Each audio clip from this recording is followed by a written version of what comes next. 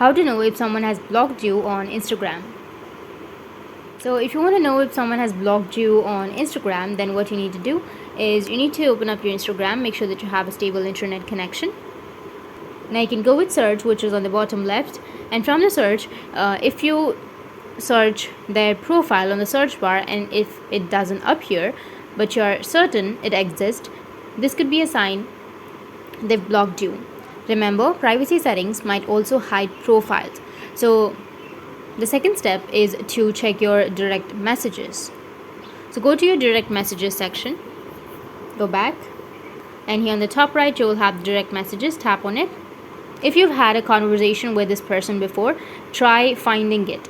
If their profile appears but you can't interact with it, or see their profile with no profile, or you are not being able to see the number of posts or the followers or following, and if it says no posts, then it's possible you've been blocked. The third step is use a mutual friends account. Now here's where it gets interesting. Ask a friend to search for the person on their account if their profile appears publicly on other account, like your friend's account, and it's not appearing in your account. It means that the other person has blocked you. That's how you can know if someone blocked you on Instagram. And if you have any questions, feel free to comment below. Thanks for watching.